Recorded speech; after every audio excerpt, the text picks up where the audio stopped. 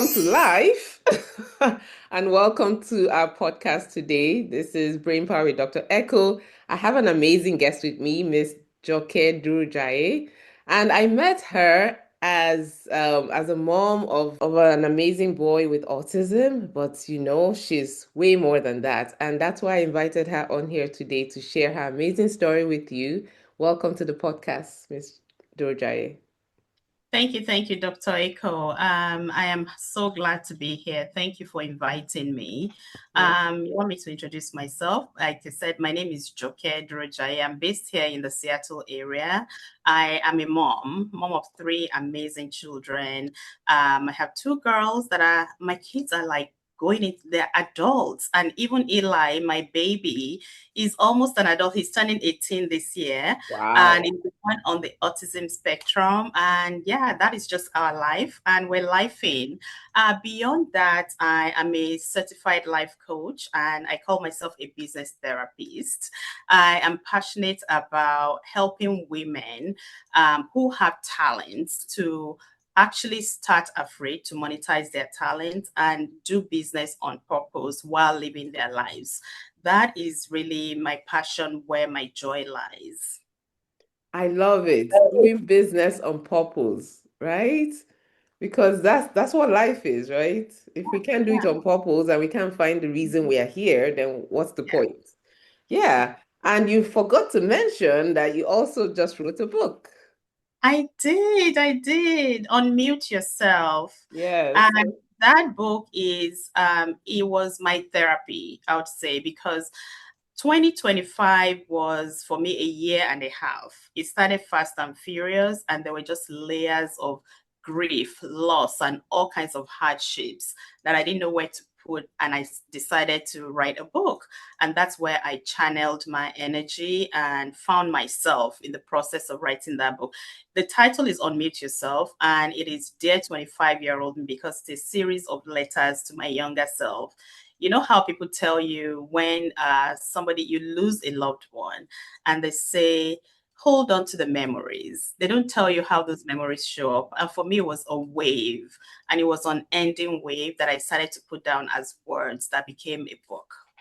Wow. That what a way to take what is painful and what upends your life and turn it into something that can inspire. That's truly amazing because I read the book from cover to cover and truly I couldn't put it down. I was like, I just kept going and going and going. And I even underlined some places, which I love to do in books because it was just that good and just an inspiration to me to unmute myself because I used Yeah, to be the quietest, yeah, quietest of the yeah, quietest in the yeah. room, like hiding behind everybody and everything in life. And so, yeah, so tell us a little bit more about the book. Like where I like I loved chapter 11 where you talked about step into your soft girl era. So tell us Yeah. more about that. The soft girl for me is we always think about, oh, the soft life. And I think the soft life for me is based on peace, first of all, finding my peace. And that means we're being more intentional about what we bring into our space. My space is filled with love, and it's filled with the people that I really want to do life with. You know how they say you are the sum of five people that you hang around. Right. And I find myself being more intentional about that and bringing people into my life that actually I don't have to pretend, I don't have to perform. And if I say no to something, they understand that this means no. Right. And I show up for them, they show up for me. I am enveloped by love, I'm surrounded by real humans. And that Right. is the beginning of the soft life for me, that I don't have to do things I don't want to do. I don't have to go where I don't want to go. I don't want to have to talk to people I don't want to talk to. I Right. can chart my own course, create my own life, and find spots of ease for myself. And when we talk about moms of special needs kids, I have heard it described as likened to going to war like a soldier, because we are on constant alert. Eli is not only on the autism spectrum, he's also prone to seizures. So when I have to show up for that guy, I need to be at my top game. Therefore, I have to take care of myself first to make sure that I'm fully showing up for him. And that's a lot of where my soft life lies. It's not so much like, oh, I'm going on vacation. Yeah, I do love a vacation. I do love a spa day. Spa days are my things for days and for I can do that every day if I had the opportunity to. But it Right. is, I think it's a lot of why everything I do is there's a why behind it. And my why is that I need to be able to show up fully when Eli needs me, when my kids need me. They don't need me as much anymore as he does, Right. but just taking care of myself first. I go on retreats every year, just me. I just need time alone for myself. When I'm home, I shut my door and nobody comes in. I'm just resting. I'm just chilling. I can be in bed Right. just eating bonbons and watching Netflix. That is my time as a mom. And they understand that it's not because I'm ignoring them, but I am taking time to recharge and refill myself so I can always be there to show up for them fully. Right. Oh my goodness. This is your permission to eat bonbons and watch Yeah. Netflix. Watch Netflix, do whatever you need to do to recharge yourself. Right. As moms, I think that we get lost in the momming, and Hmm. especially with moms of special needs kids. It's Right. all involved. At the end of the day, you are exhausted, and who is pouring back into you? Because you keep pouring, Right. pouring, pouring, Right. and then that thing becomes empty, and we become resentful, and Hmm. you start to snap at people Right. and they have not offended you. They gave nobody is going to give you the permission to do Right. what you need to do for yourself. You have to give yourself that permission, right? Yes.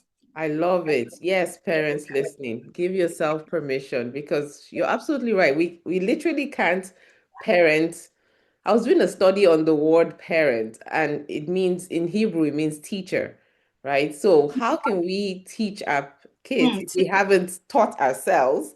And how yeah. can we teach ourselves or allow ourselves to be taught by God if we Hmm. haven't taken the time to do it, if we haven't given ourselves permission to Yeah. even take the time for that? So, absolutely, that's so important. And I was listening to um someone talking today and he said the definition of success is peace. And I said, Yeah. not even money, not prosper, not No. all of that. It's peace. Because if you lack peace, how can you do anything Yeah. constructive? Yeah. It's impossible. So Hmm. I love Hmm. I that's why I wanted you to talk about that chapter in particular because it's so critical to our well-being as parents, as human beings first before we become parents, right? So Yeah. Yeah. And thank you. as a business owner, we all started out, they always tell us that business is the escape and it is the thing that will help you build wealth. Yes, it Right. can be, but it can also be all consuming. Mm-hmm. And I was in that space for a while when I started my home staging business in Seattle area.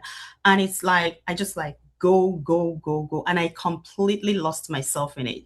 Burnout from both ends, just burning out because they say you leave your 9 to 5 and you become a what 24/7. I Right. was that person. I'm like, wait a minute, this is madness because I am in charge of my schedule now. My Mm-hmm. calendar is not tied to an employer. I am not being Right. given the time to come to work.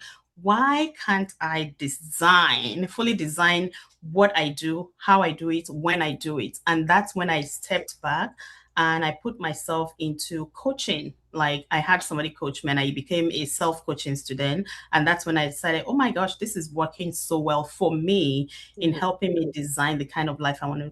I don't care. Some days I'm like, I shut my calendar. I don't want to see anybody. And it's because I'm the boss, I'm the owner of the business. We should be able to do that.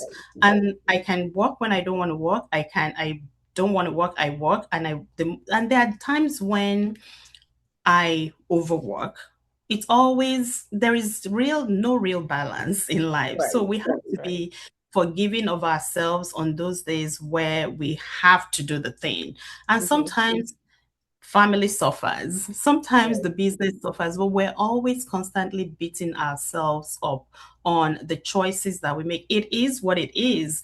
And I don't know how to worry about things. I think I was given the gift by my mom not to worry about things. We didn't always have much, but you would never know from that woman because she just showed up like everything was fine and dandy. And that's kind of Right. how I have been conditioned to live and not have to worry about things. So yeah, as long as I have enough to pay my mortgage, I have enough to eat, I'm not going to kill myself to run after anything. What is for me will find me while I'm Mhm. eating bonbons.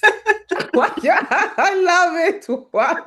Okay, don't eat too many bubbles, but yes, you can eat some Right? bubbles. Wow, you're eating bubbles. Isn't that the truth? I love Right? it. I saying that to a Yes. doctor that's going to tell me stop eating bonbons? I said it's okay, just not too many. What's the definition of too many? Okay, that's a whole Right? nother story.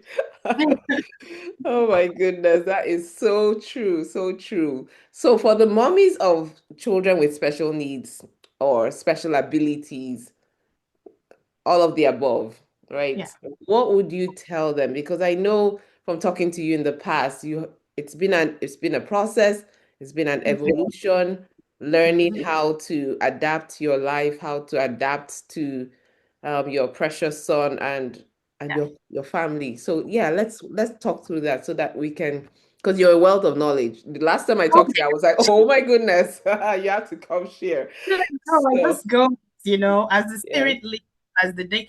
And you can't dwell on anything. If you dwell on it, it becomes so daunting. It Mhm. becomes so heavy, and you become paralyzed that you can't even make the next move for those children, for yourself, even. Right. And so for me, it's I wake up, put my feet down, and I'm just like, okay, what next? What is life throwing at us? And we just deal with it as it comes. Right. And then worrying so much about these children, Eli is not fully self-functioning. And we taught him from a very young age. The most important thing to me was that he is independent and able to care for himself, functional skills. And then came the pandemic. And it's like everything he's ever known was stripped away from him. We like starting from ground zero to Right. start to build the skills again. And then came seizures. And then our focus shifted to survival Mm-hmm. instead of building him up, I mean, we still work on that. But when your child has a life-threatening things such as seizure, it's okay. I I am not worried about, oh, is he brushing his teeth 2 times a day? Is he wearing his pants backwards? Like his pants are on. I really don't care. He's wearing two different socks. I really don't care, and then helping him. And then the thing with I'll give you an example of this. We used to go to the dental office where they had a special needs unit that they would give him a secluded room so that he can have a quiet space to get his dental work done. Not dental work, but just checkups. Mm-hmm. But it's like we're going there to just hang out because we won't let them do anything. But we kept going. And they even allowed us to come like every month as often as we want to, just to get him used to the idea Mm-hmm. of dental hygiene. But every time we would go there, they walk in his mouth. As the furthest they will go is look in his mouth and they're done. And he's like, nope, I'm done. I don't want. I'm like, it's fine. Let's go. And the pandemic then came, and I was like, okay, we have to continue dental hygiene. He's not able to fully brush his teeth properly like you and I do, but he has the routine of doing it anyway, however he wants to do it. And I had to learn to just remove my eyes from it. Like instead of worry about, oh, he's not doing it right, I just dedicated every Sunday. Okay, so dental hygiene, it is recommended you do your teeth cleaning every 6 months, for Right. example. And I'm like, okay, we can't do that, obviously, pandemic, and he's not going to let them do anything anyway. I said, okay, if we can't do every 6 months as professionals, I ordered dental tools, dental kit from Amazon, and I just dedicated every Sunday to dental cleaning. And that's all that we do. So even if he's not brushing his teeth properly Monday to Saturday, on Sunday, I get in there, I do what I can do. As a novice, I'm not a trained dental hygienist or for whatever, but Right. I can do what I can do, but I'm not going to worry about the things that I cannot do, you know? So, Right. I love that. Yes, just finding the places where what you can do and doing them. And I like that you schedule Sunday. That gives you time, right? yeah. So To get it Sundays are done. Yeah, it's our grooming day. I cut his hair because he won't let anybody touch his hair. He won't let anybody do anything. But I'm like, I threaten him and he sits down and he lets me do it. But nobody else can do that for him. Yeah, but Right, I mean, if I have to, my hope is, and the thing is, the thing that I say I don't worry. The only thing that worries me is, yes, I am. They call me the Eli Whisperer because I can make him do anything that nobody else can do. But what if I'm not here? So right, trying to teach him how to be self-sufficient, how to do all those things, and how to integrate himself into society is crucial. Like he's turning 18. He's no longer protected by the school system. He's going out there in the world. So it's become a different game for us. Most people, when their children get to adulthood, I have two other kids. When they get to adulthood, they are independent, they're driving, they're going to college, my first child now lives in Italy. So it's a thing of he's not going to do that. And right, so what do we do to make sure that when he gets out into the world that he's going to be okay? right, And a lot of filing this and filing that, and even just kind of helping him transition into easing him. When you tell Eli what to expect, he does better when the thing comes. right, And a lot of special needs kids, the parents or the caregivers can really easily find out what that is for the child. For Eli is do not spring any surprise on him, do not change his routine suddenly. He's not going to go down well. So right. finding those little pockets of ways to cope and using them is what I would say. Yeah. No, that's so important. Thank you for sharing that. Yeah. Yes, like I suppose what you're talking about is setting up guardianship for him and all of that as he becomes an adult. Yeah, DSHS, all the things we got, state ID versus somebody going to get a driver's license. He got a state right. ID and those kinds of things. Yeah. Right, right. That's so helpful. So I'm going to go back to the beginning when you first found out Eli had autism because that's a place where I see a lot of parents really struggle because I do the medical diagnosis for autism, and so it's always a difficult visit most times. But when they hear it and they're trying to process it, and I know there's some grief that we need as parents, they have to go through because, of course, that's not what any parent is expecting. So, what can you say to parents who are listening who maybe they're in that place where they're still trying to wrap their minds around what this means, what the Yeah. diagnosis means, what's going to happen for their kids? What would you say to them? I think that a parent looking at their child will know the onset of something not going right. And that's where we were with Eli. It was like just under 2 years old at the time. Mm, And I noticed that he had started to pick up words and then he suddenly stopped using them. He stopped talking mm, and he would not look at you in the eyes. He would not do all those things that they test out. So we went and I told my husband, we need to go and get some, let's see what's going on. And when we got the diagnosis, for me, I knew something was going on, something was wrong, something wasn't right. I never wanted to talk about him as something is wrong, but we knew something wasn't following the natural order of how we've seen our other kids grow up. right, And we went to the Center for Autism in Seattle, like one of the best places you could be. We were in the right place for them. And for me, the diagnosis process was very weird because within 5 minutes, the doctor was like, "Oh yeah, he's autistic. Can you tell me why? Can you tell me the signs? Can you tell me? I need to know. I understand that something is going on, but just you telling me this, it's not helping me to figure out how, when, why, what next. right, So we were in denial. I less than my husband was because he was just like, he's talking rubbish, and a typical Nigerian parents, how we were conditioned and brought up, like anything that's wrong with you, just shake it off. It's nothing big deal. You don't need therapy, Literally. you know? And Mhm. so I was just like, you know what? Let's be objective here. Yes, this diagnosis, the way he delivered it, is not what we would expect. It's not professional as far as I was concerned, but obviously there's something going on. And then we went to get a second opinion from a child therapist, and the experience was even worse. So it's also, it's just being at peace with what is, whatever it is. And we knew that, okay, we're in this for, we don't know how long is this going to be. We don't know the kind of help. So we started to do researches on our own, and we started to reach out to other experts that gave us some hope in form of therapy. And we did all the therapies and all the things. My point is there is hope. There is treatments. There are all kinds of things out there. Embrace it. And early detection, just like, God forbid, cancer, early detection, it helps to get your child into the right spaces. And then in the schools too, you have to be, the big one for me is the advocacy. Right. Be an advocate for your child, not just in the school system, everywhere they go. For example, we were in the hospital, Children's Hospital, Seattle Children's, for like 7 days for a seizure study in 2025, or maybe 2024 into 2025. And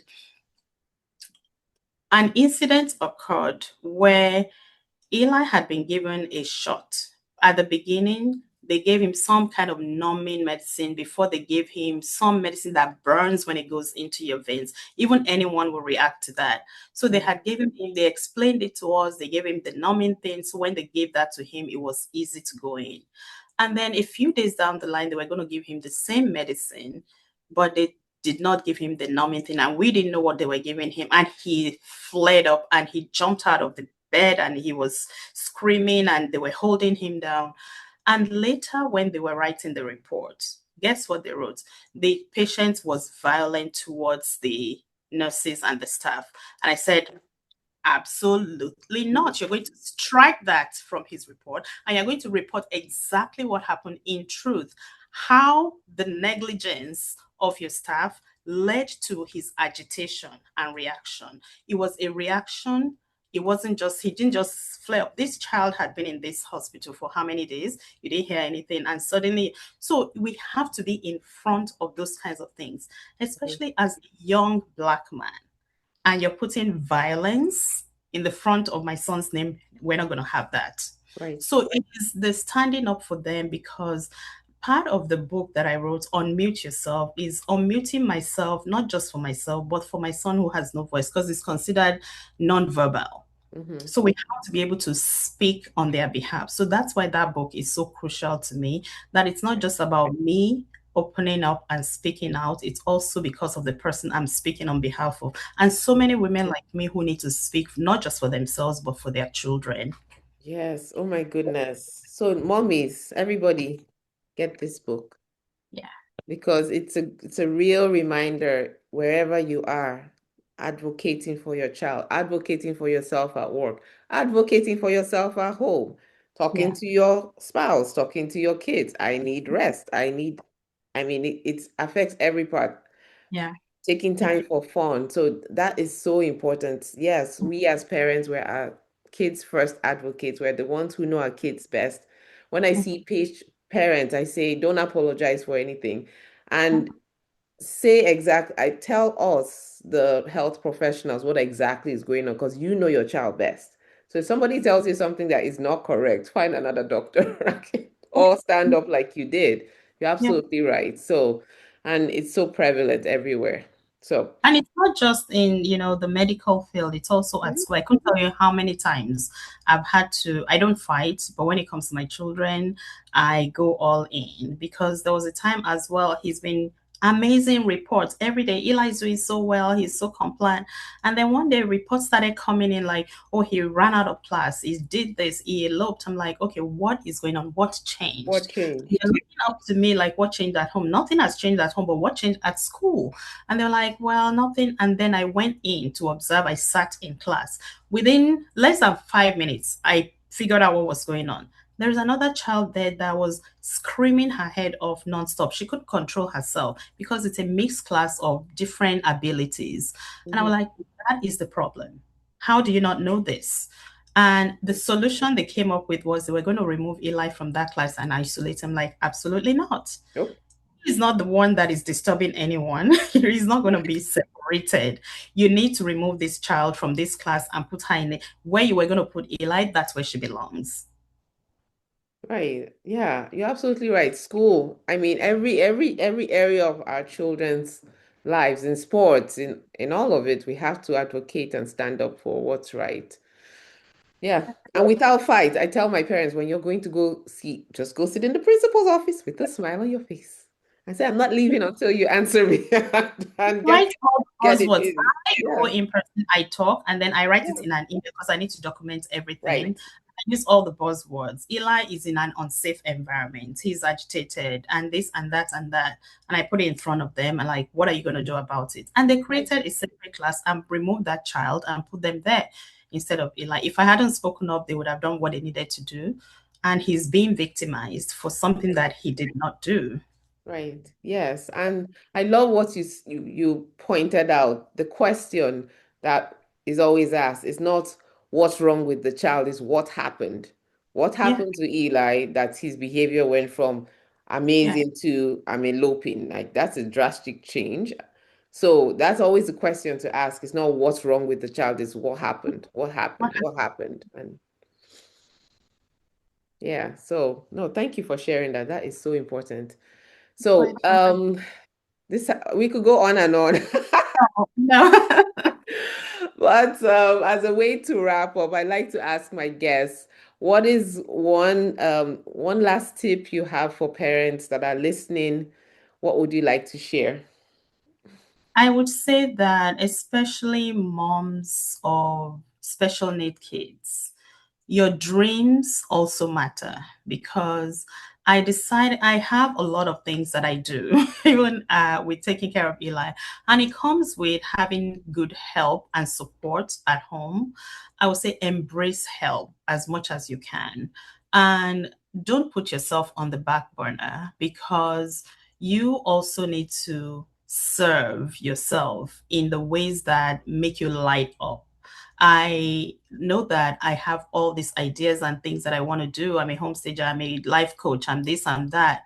And I really want to lean into all the things that I enjoy doing that light me up. And the assignment that I have, Eli is part of my assignment, but I also have an assignment that's bigger than myself, outside of my family. Whatever that is, that's why I like to coach women who are creative, who have talent in a way that they can, if they want to monetize that talent, there is room for you to do that. We are multi-layered humans, but when Absolutely. we decide that we're just like this caregiver and nothing else, it takes away from who you are because before that child came along, you were something. Right. There's something that lights you up. And it's important to keep that going for yourself, not just for yourself, because when you keep that going and you are able to express your creativity, it actually gets better because then you can show up fully for your children and for your community and the people that you've been called to serve. And when people look at my life, they always like, a lot of people don't know my story at home until I wrote it and put it on blast.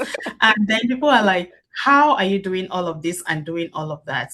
And I'm just like, I don't think about it. I just get up and I go. So there is, you are more than one person. You're more than a caregiver. You're more than a mom. Whatever it is that you want to be, you can still do it regardless. I love it. Yes. You are a whole human being. You have dreams. You are somebody. You're not just this or just that. So you can be all of them, So right? many, you can do so many things. I am a Yeah. girl that I love the soft life. I love to travel.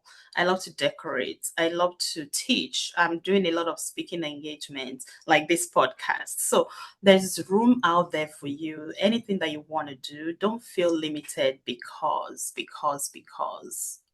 Yes. And asking for help doesn't make you weak. Asking for help doesn't mean you're a bad mommy. Asking Yeah. for help doesn't shouldn't be looked at as, oh, I can't afford that, because literally your life cannot afford not to have help I because agree. you need the help. So it Yes. is not a cost, it is an investment into yourself. And yes, Yes. along with eating bonbons, you have permission to ask for help. Yes, and I wrote all of that in the book. Like, we always think about help, like, oh, can I afford it? Is it expensive? But when you look at what you are losing when you're Mhm. not getting that help, Yeah, because I have been able to allow myself to open up to help, I've been able to expand myself beyond my wildest dreams. So yes, there's help out there. Maybe it's from family, maybe it's resources, whatever it is, get it, use it, it's there for you. And people yes, want to help more than you know, but you have to ask and you have to be ready to be willing to let go of yes. some things too. Yeah. Yes, and step back. I love it. So please tell our listeners where they can find you, find your book, find out about Yeah. your coaching services, home staging. If you need your home stage and you're in Seattle, please call her. Oh boy, I wear many hats. The home staging business is based in Seattle. So if you're in Seattle area, genesishomestaging.com. And if you're looking for Instagram, you can follow me. It's Business Therapy with Joke on Instagram. And on YouTube, I am Creative Business Mindset Podcast. You can follow, listen, and the book is on Amazon. It's on Barnes and Noble. It's on Kindle. So just Google Unmute Yourself. You see the pink book with the black lady, that's me. The black beautiful lady, I should add. Thank you. Very Yes, kind. wonderful. Give it So yourself. thank you. So thank you everyone for listening. Please share this with someone in your world that you know needs to hear this encouragement and go get the book. Until next time, have an amazing day.